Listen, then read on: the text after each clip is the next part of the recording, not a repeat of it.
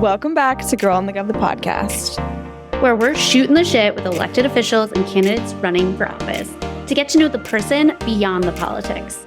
Because politicians needed a rebrand. I have no idea what to talk about. You're just literally in a swing state yet again. What do you mean you have nothing to talk about? You're out here convincing voters to vote, not just vote actually, to vote for Kamala Harris and the Dems. Am I correct in that synopsis? You're correct. You're correct. I'm sorry. My brain's just fried. I'm on a swing state tour. She just forgot she's doing all this important work out here. We hit Milwaukee. Last weekend was Arizona. We went to Phoenix. And a lot of say yes to Prop 139, which, we talked about on this show such a long time ago. I think when they were gathering signatures, right? No, literally. It was, I cannot. And I saw the guest who came on. We went to the canvassing kickoff to go door knock. Okay, so for those that don't know, because we've got Arizona listeners, hello, what is this proposition? Can you give a little, what's the theme? Sure. The theme is that it is a vote yes for abortion access to protect abortion rights in the state constitution in Arizona. So no matter if, the state legislature comes in with a super conservative majority, it is enshrined in the state constitution. So abortion rights will be protected via direct democracy. So if you are an Arizona voter, tell all your friends that you can go vote yes on Prop 139 and protect abortion rights, which is exciting. And I will caveat that too, though, with voting for Kamala Harris and Tim Walz is also a crucial part of this, because even if Prop 139 and other ballot measures across the country get enshrined in these state constitutions, if Donald Trump wins and instates a federal abortion ban, then it's kind of null and void at that point. So it's an important fight in these states where we have abortion ballot measures, but it's also an important fight on the federal level. So we have to keep pushing for that too. No, it's so true. Because then even it's a back and forth of that, right? They're yin and yang. Because say, for example, and all toes, noses, and fingers crossed for Kamala Harris to obviously win. But if that happens, the road to getting Roe codified at the federal level, it's not an easy, let's just sign a document, to get rid of the filibuster. There's things that need to happen as a very government mechanism end of things. So in the meantime of trying to get that to happen, trying to get all of the ducks in a row with hopefully a trifecta, right? We're fingers crossing yet again with a trifecta for us to do that. We also need to make sure that people in each of these states are protected to the furthest extent that they are able to. So that's that. The question really is, who is the hot man in your vid? On your story? Hunky man. Hunky brown flow man. Not the one in Milwaukee. Wait, hold on. First of all, who's the one in Milwaukee? Second of all, video. I don't remember video, but Maybe think it was I know a video story. Mustache boy. Mustache boy. Ironic mustache boy. So it's funny, when we were prepping for this trip, he popped onto the Zoom and I was like, oh my God, that is one of the hotter, that man is my type. That was one of the hotter men I've ever seen. And the intros go around and he is hilarious. He was like, I'm Nick, I'm a homosexual, just immediately. And I was like, that checks. Great. But honestly, one of my favorite people of all time, such a cutie. We love to see it. We love an ironic mustache. And honestly, we love a little bit of fun and sass going on. The Milwaukee man was the guy that was very drunk at your event that had very long hair that I was very curious about his hair routine about. So, I just feel see, I didn't, because I've been thinking about his luscious locks for the last however long. I don't know if I can say luscious. Okay, were they dry in person? Yes, so dry. I was going to say a little crispy. Ooh, we hate to see it. We really hate to see it. I just got a new vitamin mix of things of collagen, biotin, whatever, which I'm just going to see. I'm going to see what that does. We're going to test it out. Nice. But it smells bad. Oh. Nobody warned me. Like what? It smells like almost like soury smell. Hmm. Yeah, I Interesting. wasn't not like, ooh, yum. Well, I'm sure your hair is thanking you, but Yeah, it actually the called me smell up is the other weird. day. It was like, hey, congrats. Thanks. Good. Good. That's what I figured. Yeah, yeah. But we also have to talk about something that was cracking me up, but is just so horrible. And that is Trump stranding a whole lot of his supporters in the middle of Coachella Valley, in the middle Okay. of the desert. Can we Y- just? Yeah. Yeah. There's that. And there's also the like playing weird ass music for 30 minutes Mm-hmm. straight thing that I like am like, that is bizarre. Like, what is going on? I actually don't know all the context of the Coachella thing. Like, I've just seen like memes of it, but I don't like know all the details. So feel free to spill. Okay, so basically, and this is of like what I know to this point. Maybe there's more that's like happened since I last checked in on the story this morning. However, the gist is he had a rally in Coachella Valley. First of all, it was like over 100 degrees. Okay. So Right. just like not, like not intelligent to do regardless, because no one should be like hosting something like that where obviously people are going to have medical emergencies left and right because they're overheated and dehydrated. Obviously, or not so obviously, it was also like a 7-hour wait to get into the rally. Then they do the rally. Then, after, there are no buses to take these people back to their cars. Supposedly and allegedly, the bus drivers weren't paid for like the second leg or something, like aka the return. So they were like, see ya. And Classic therefore, Trump all these business. people, no, literally, all of these people were climbing over the walls trying to like, which ironic, so ironic. Holy shit. Yeah, that Um, visual is key. no, and there's some TikToks going around that like now the more I think about it, the funnier it gets. Well, it's fucked up but funny. It's one of those, you know? And anyways, they are, climbing over the walls, had to walk 2 hours in the dark to their cars in the desert at night. Wow. And the That comment part, section that's insane. are literally like I'm dying at like because the videos have made it to liberal side of TikTok, aka our side of TikTok. And it literally comments are like thoughts and concepts of plans, like prayers, and like it Yeah. is Or fucking it's just field like day. also my comment would be like, LOL, I'm sure they're still obsessed with him and think he can do no wrong. Like, That's like the it's thing. just that's the scary part is that they're probably like still gonna vote for him, even though it's just like such an embodiment of who he is. Like that's literally Fire Festival. And like he Yeah. is like Trump But is the Fire Festival guy, and the Fire Festival guy is Trump. And like it's just the fraudster element of it all is in full force here. Also, I've seen just like interesting commentary as well on like why is he rallying in California, New York, and Colorado? And it's just that's also an interesting piece of it all. And it's like, are you just being dumb? Is there a uh-uh. sneaky strategy here? Or what my theory is that like his rallies have been so pathetic in swing states and haven't been turning people out. And he's going to places where he's not regularly, and maybe people aren't so burnt out and who never get the chance to see him. And so that like people will go and there'll be crowds and he can get a little like ego boost. That's my theory behind it. Interesting. So our friend V put up a theory on that. And I actually really agree with V's theory. And it's like a trying to set up like a defense. How do I even phrase this? V phrased this so well. Holy shit. Hold on. Essentially, I'm going to go to all of these like blue places that I know I'm going to lose after showing I have these massive crowds in these blue areas, and then feel like I have the visual or the argument to say when he loses these places, what they stole the election. Do you see the size of my crowds in these blue places? There's no way I could have lost. Like here's the Yeah. proof. And I think that is a really, really interesting take. I definitely think there's some credence to it. We are continuing to see that they're trying to dismantle this election system in their favor, which is hilarious because that's what they always accuse the Dems of.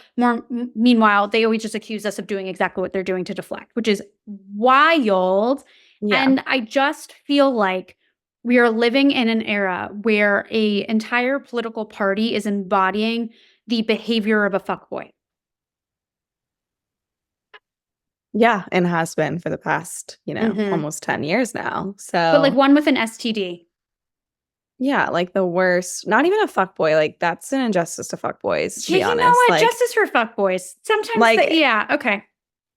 it's like When did this become such fuckboys a at least man? are like hot and like funny and It's charming, so true. They're doing the narrative work to like try and plant seeds Mhm. of doubt. We'll see what else they come up with, but yeah, it's pretty crazy being in a swing state. I feel for everyone involved.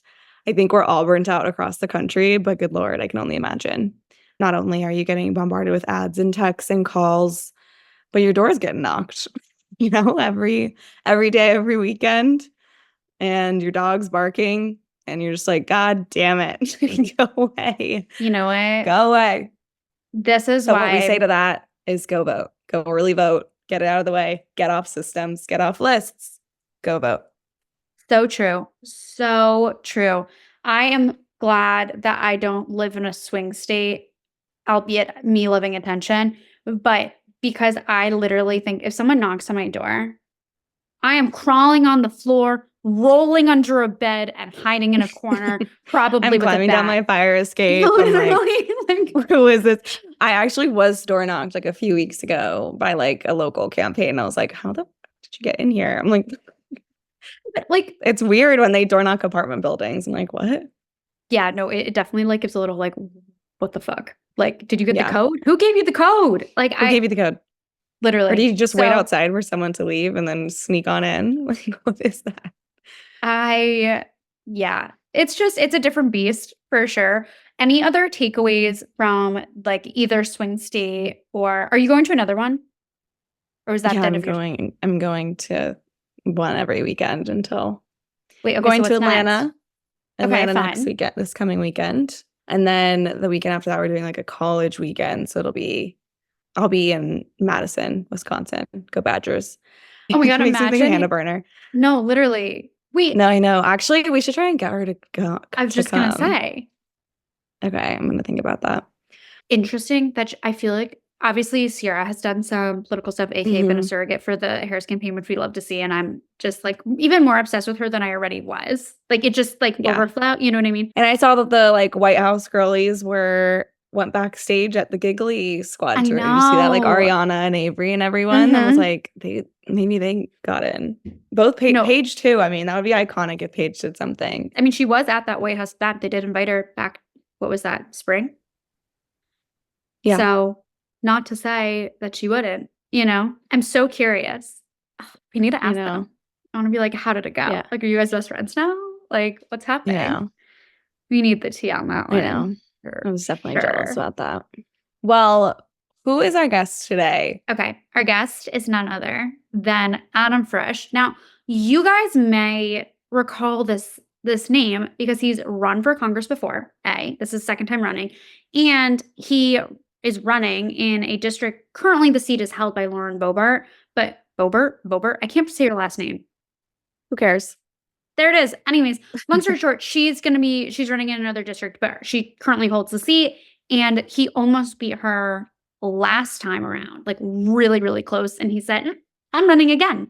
Sorry. And it's still a really important race and house seat for us to flip. So this is an important conversation to get the 4-on-1. We're talking rural districts, which we gotta talk about. I Got do to. remember that I called us coastal elite bitches in this episode, and I just like to Listen, apologize to the. did she lie? Did she lie? Look, I didn't, but like, you know me. Every once in a while, I don't. The words come out of my mouth before like the brain can stop it. The brain Like, agrees. The brain signs off. Yeah. it wasn't even like good. Like sometimes I say something absolutely with like so much audacity that's funny. Like I just sound like a tool. Yeah. No, I think it's funny. think, Well, everyone sound audience off in the thoughts are comments born. whether it's funny or cringy. I think it's Okay. funny. And then Maddie's gonna read the comments because we know I don't read the comments. Yeah, I'll make sure to poll for the answer. Yeah, it's gonna be a real tight race there. But nonetheless, without further ado, here is Adam Frisch.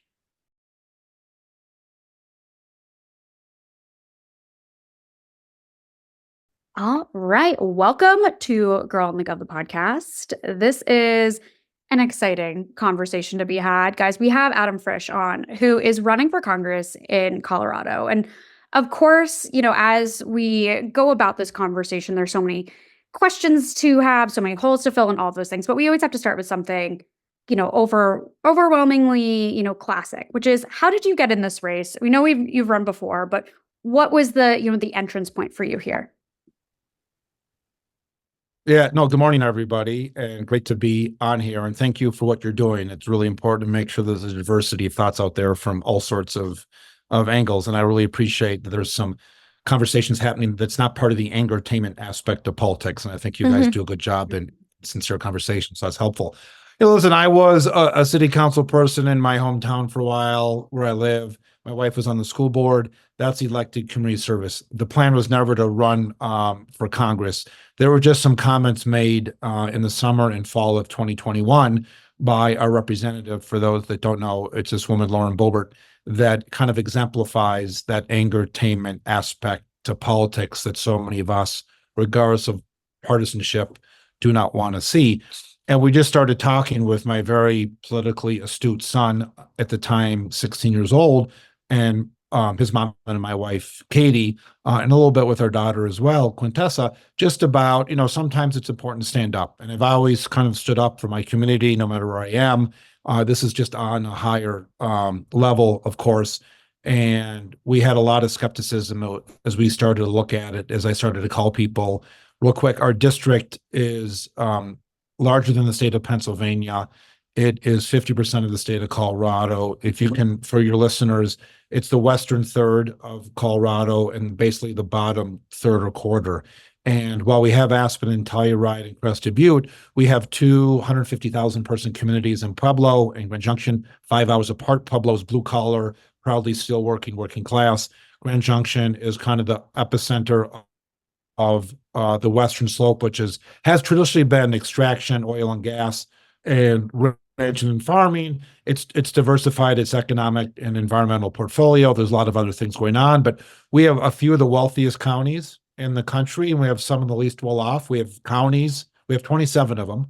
We have counties that are 90% Democrat and counties that are 90% Republican. So I'm like, well, we're going to run a pro-normal party coalition, and we're going to work really, really hard. And I've been on the road almost 70,000 miles in the past 2.5 years. And I'm on the road about 20 to 25 days a month. The upside of that is we live in the most beautiful district in the entire country.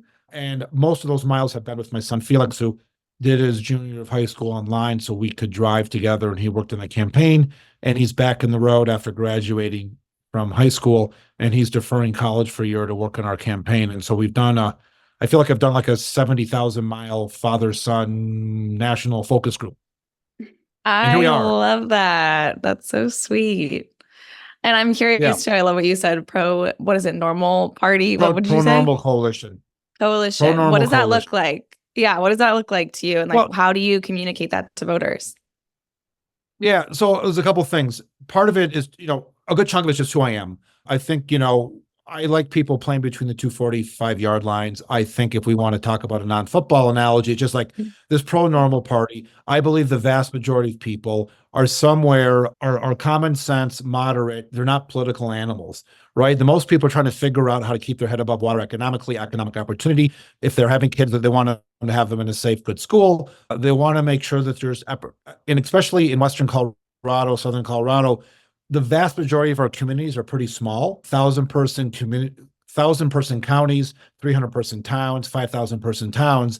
And we just kind of want to figure out how to get along and not have a lot of national yelling and screaming going on. And so that's where I am, and that's where our district is. And then from a political standpoint, Maddie, the district makeup is 22% registered Democrat and 32% registered Republican, and 45% registered independent or unaffiliated, as we say in Colorado, which I was for 20 years, right? And so to me, it's very easy to focus on what I would argue politically astute, but much more importantly, sincerely, authentically, of what the district is and where I am. And over the last 40 or 50 years, our district has gone back between common sense Republicans and common sense Democrats. It's been mostly Republican over the past 10 or 15 years, as basically the entire country has kind of shifted towards urban Democrats and rural Republicans. And I'm trying to kind of break through the monopolization that we see in kind of those two simplistic but fairly relevant buckets of that conversation. I just think it's better. I don't like monopolies in business and I don't like monopolies in politics. And so we're just trying to talk like normal people to normal people, and we're building coalitions, and that's great. For sure. And Hey. look, you know what they say? There's nothing common about common sense. We got to make it a little bit Yeah. more common, bring it into the Yeah. purview of everyone and the everyday. And I'm curious, as you're chatting with voters, you're chatting with people around the district, what are those issues that people are most worried about? What is keeping them up at night? Listen, the majority, I talk to a lot of Democrats, they're frustrated with the Democratic Party in DC. I talk to Republicans, they're frustrated with the Republican Party in DC. I talk to independents and they're frustrated with everyone in DC, right? And so this has never been about Team Republican or Team Democrat. This is about Team Colorado's 3rd District and focusing on what they're focusing on from an issue standpoint. Water is really important for some of your viewers. You might, whether you live in the Midwest or out East, you might have too much. There has been a 30-year drought in the western part of the United States, and Colorado is the headwater, if you will, for 40 million people that rely on Colorado mountain water that goes to New Mexico and Utah and Wyoming and Nevada and California and Arizona. And they want to make sure that water stays in western and southern Colorado, not only leaving the state, but they also don't want to see it go up to Denver because it's really important for ag, ranching, farming, biodiversity, conservation, and tourism and recreation that water stays where it's supposed to be. There's a conversation about obviously cost of living is at the top of everyone's mind, without a doubt. There's this assumption, I think, from people that live in big cities that things are just easier and cheaper in rural parts of the country. And that's just not the case. In a lot of places, there's very limited choice, whether it's grocery stores or doctors. A lot of people are driving an hour or 2 hours to see an OBGYN for pregnancy care or reproductive right health care. And a lot of us have more in common with rural Tennessee than we do with downtown Denver. And there's just kind of this rural way of life that just feels like it's not really appreciated or understood, even by people in our Denver state capital. And so there's some common themes there that we focus on. It's a lot less issues about some of these social issues that get a lot of the national attention. Of course, we have to secure a border and do it in a humane way and cost of living. But people are not getting into these gender debates or what the gender is of a textbook in a schoolroom. That's just not part of. Most people are really trying to focus on how to keep their head above water economically and live in safe communities, which most people want to do and do. But there are some places that we still try to see some kind of small crime, town crime, that we have to make sure that we support our local safety officers. Lauren Boebert, I feel like, really does focus on a lot of those kind of like national hot topic, the angry politics you mentioned issues. Yeah. And you've run before against her, right? And like it came incredibly close. And I feel like you are speaking to the people in your district. You're kind of putting the politics aside and talking about issues that they care about. And so I'm just curious, like, is that resonating this time around? What is that double touch point of like talking to these voters again and being like, by the way, I'm back. How has that been going? And how has it been different this time? Yeah. So thanks, Maddie. There were two things that we focused on when we started running. One was to push back against one of the leaders of this angertainment political industry. Two was I wanted to stand up for more people in the rural parts of Colorado and the rural parts of our country. Now, for those that aren't aware, we started off our campaign against Lauren Boebert in February of 23. In those 8 months, we did so well. She literally, for the first time in 20 years, a sitting congressperson bailed on their district, not due to redistricting, and is left. So she's gone. And so there's a little bit of a moral victory there. But having said that, when people ask me, now you're running against a different person, what's changed? My values haven't changed about how important it is to build coalitions and focus on a pro-normal, rule-focused policies and not politics. The work ethic hasn't changed. We continue to drive. We're on the road for 10 days. We go home for a day. I'm on the road for another 10 days. I go home for a day. And that's how we've been doing it no matter what. The good thing that has happened is we wanted to focus on policies this entire time, not personalities. And even those people that came into our district to try to help, she's such a firebrand for raising a lot of money and not in a good way that there's a lot of time people are yelling about her lack of formal education or her family and all of the swirling stuff and this Beetlejuice thing that made national news.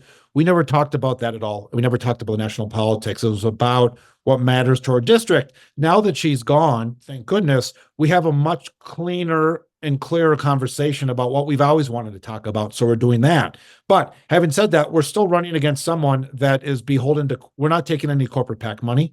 We're very proudly we've signed a term limit pledge. Our opponent is on the dole with corporate PAC money. Most of the political and financial support he's getting is coming from the Koch brothers, this American for Progress, outside money coming into Colorado, and people do not like outsiders telling rural Coloradoans how to live their lives. So reproductive rights is a really important issue to me and to our district and to the state of Colorado. There is an amendment this November that is going to codify women's healthcare freedom.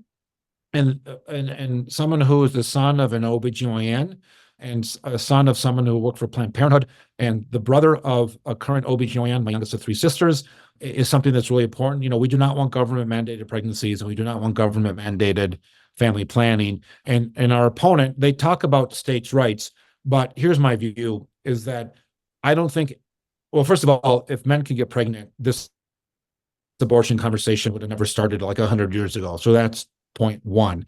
Point two is nowhere along the 9 months of pregnancy is a woman going to make a worse decision than state politicians or federal politicians. So while I appreciate more and more people are trying to get states' rights issues, I just don't see state politicians making a better decision than the women. And whether it's a state politician invading the bedroom or a federal politician invading the bedroom, I don't think it matters. Women just need to be left alone to make their own decisions. So we're making and my opponent doesn't believe in that. So we're making a big push on that. That's really the only, what I would say, even though it's a national issue, obviously affects everyone and every family, male and female, no matter what. But the rest of our issues are really about the rural aspects of healthcare, the rural cost of living, rural attainable and workforce housing, and obviously the important conversation about protecting the water in southern and western Colorado. Yeah, which, trust me, you are preaching to the choir with the repro issue. But in terms of, the rural issue, we always have questions because, look, we're coastal elite bitches. Like, what can I say? We are who we are.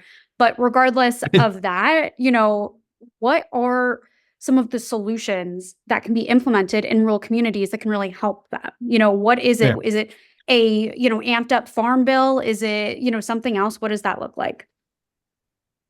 Yeah, thanks. So, I mean, people understand. So I was born on an Indian reservation in northeastern Montana, where Montana, North Dakota, Montana come together. I then grew up in Minneapolis. I went to school in Colorado. I went out on a whim to New York City to help a buddy chase a girl and ended up waiting tables as I did in high school and college. But I fell into finance, and after a lot of 9/11 funerals, I left. And then I've been living in the western slope of Colorado for 20 years. So I've had a chance to live literally in some of the most rural, poorest counties in the entire country. And I've had a chance to live, in Manhattan metropolis. And so with all due respect, I'd like to visit New York, but I'm much happier living in Western Colorado, driving around. Two themes that I just want to kind of talk about. One is, I think there's this rural urban divide people talk about. To me, it's a little bit, with respect, there's a lot of people that are involved in the consumer side of things, and there's a lot of people that are involved in the producer side of things. And on the producer side in western and southern Colorado, we have people producing steel in Pueblo, Colorado, and they're producing a 150-year-old steel mill. They're making a lot of the rail lines for all the railroad tracks around the country, but it's also 80% solar powered. It's the only solar powered steel mill in the entire country. And 3 miles away from the solar powered steel mill is the world's largest manufacturer of wind turbine towers. So southern Colorado is doing this great industrial manufacturing, but also doing kind of 21st century products. We have ranchers and farmers that are producing the food that shows up on the table, and we have domestic energy producers, which are good. So we all know those that are producing that you need a consumer. And most of our districts, counties are producers, and then Denver area is kind of on the consumer side. And not always does the consumer understand what it takes to produce something. The light switch goes on and everyone has the electricity. You go to aisle 6 and there's your beef. You end up turning on the water tap and there's water. And so I'm really trying to focus just letting people understand across more dense and urban areas how hard it is to to be a producer and to make sure that there's some respect shown, just like we need to do a better job in rural parts respecting those that are being part of that in the metro areas, because they obviously are economically viable and economically important as well. So there's that. Let me say, if I can, just some interesting facts. There's about 3,100 counties. 2,000 of them are deemed rural by the Department of Agriculture. So 2,000 of the 3,000 counties are defined as rural based on density. Well, in 1996, Bill Clinton, who was a Democrat, he actually won 50% of the rural counties in the country. So in 1996, rural America was basically, if you will. And when he looked at the urban area, a lot more moderate Republican governors and mayors. And now you go ahead 30 years, Joe Biden won fewer than 10% of the rural counties in the country. So basically, rural percent one party, 10% the other. And it's pretty clear that the urban areas are almost a monopoly of one party. And going back to, I don't like monopolies in anywhere. And that's kind of the framework that maybe you guys or your vote, it's something that I think is important. So I just want to try to highlight that there's a rare opportunity to try to kind of diversify the political thought, I guess, in rural America. But again, I don't spend a lot of time talking about, both parties have good issues to run on. No party has a monopoly on good ideas, and both parties have some really horrible ideas. And so I'm looking to try to figure out what's good for Colorado's, Western and Southern Colorado, and not really focused on, did it come from, I'm only going to talk to a Democrat. I'm not going to talk to Republicans. That's not how I am. And to your point before, 95% of the people in Western and Southern Colorado are not running around with red hats and blue hats. Yeah. And that's what I'm focused on. Totally. I love that. And I think that's so needed. And especially like as you go through across the country and you go into rural communities, like there does need to be representation there, a different representation there, showing that like there are different ways to think about things. There's solutions that can help you. Yeah. So having like real people come in and like have those conversations is so key. And I'm loving that you're doing that and focusing on that. And I'm also curious if there's something like on a human level that also helps you connect with those voters, like whether it's personality trait. I also love that you have your son with you. Like, what are those things that like just on a human level and like as a person who also like is from the area, how do you connect with voters? Yeah, listen, people vote kind of, they're looking for a value option, not so much. Most people don't show up with a checklist of 10 or 15 policy issues and they figure out who has more policies. People are not robots, right? And I think that's something that a lot of people in this political industrial complex forget about. A couple things. As you can tell, I can be rambly, but I'm authentic and sincere. And especially in rural parts of the country, they want to see authenticity and sincerity and showing, and we show up in areas that people have never seen a candidate running for office. And, as someone who shows up, not who's running as a Democrat, I'm showing up in towns and counties that are literally 90% Republican. And I'm there to talk about the issues because the people in that county have the same rural healthcare, mental health crisis as the people in some of our liberal areas. And I just think I don't take anyone's vote for granted, and we show up everywhere. And I think that's something that's important too. Obviously, having the ability to do a 50, 60,000 mile father-son road trip is something that is pretty unique and pretty special. I'm not sure anyone running for Congress has spent that much father-son or father-daughter or mother-daughter or mother-son time. And I think that's interesting. And we're just on the road all the time. And it's just awesome that I have a very politically interested and astute. I mean, Felix basically was our field director in 2022 because we were kind of on a bootstrap budget. And that, for those that don't know what a field director is, you should consider yourself lucky. Yeah. Basically is trying to figure out how to earn the votes of the people, right? And that's where the get out the vote stuff with. He actually went online and found 130 college and high school kids across the country to help us out. And he interviewed and managed 130 college kids at age 16. This is really a family endeavor. And my wife, Katie, who's at home with our daughter, Quintessa, is a senior in high school. And as I joke, I think she understands I'm running for Congress. People that have 16 or 17-year-old daughters might realize they don't see a lot of their parents, even if their parent is like living right in the same room as them. But she's been great too, doing some editing. She wants to get into journalism. So you guys are some inspiration for that. But I do believe showing up matters. I do believe being authentic and sincere matters. And people really want to see someone who truly believes what they say. And it's not easy. I'm called brave or dumb all the time because what I tell people, my answers to the most Republican communities in our district is the exact same answer I'm giving to some of our most liberal communities in our district when we're talking about almost any issue. And it's just who I am. I think people like to hear the straight conversation. And again, trying to talk like a normal human being is something that resonates because, Important. again, it's important. Just there aren't that many people that just love politics as a sport. They're trying to focus on their focus on their community, and that's really what they want to do. And they're looking for people that are going to understand them and make their lives a little bit better. They're not looking for miracles. They just want someone who understands them that's going to make their life and their community and their business a better opportunity for success. And it's not to be a gazillionaire. It's to continue to make sure that people can raise their kids where they live in a community where the kids want to have the ability to come back and work. Yeah. A lot of, sadly, kids are a lot of our exports. The biggest export we have are our children out of these rural communities. And we all want to stop that from happening.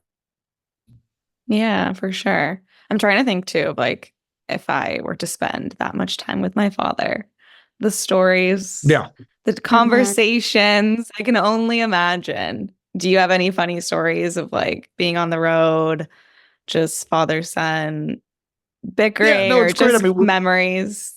50,000 miles in a red pickup truck pulling a trailer. We took our old family camper trailer. Last time we turned it into a beat boat buggy. It's like a 19-foot camper trailer. And after we chased her out, we kind of just turned it back into a buggy as we drive around. It's kind of our moving billboard as we drive around though so much. So one of the interesting things was going back last cycle, we kind of had this beat boat buggy, and it was a billboard basically driving around, and we started to get some thumbs up. And I'm like, hey, Felix, keep track, kind of scorecard, how many times we get, people that are supporting us and not. And at the end of the day, Maddie, we had like 465 thumbs up and about 475 middle fingers, right? And so right then and there, outside of, spending all this money on fancy polling, I knew we were going to have a close race because my poll driving around the district was 465 to 475. The realest poll you could get. Authentic polls is what you need to do.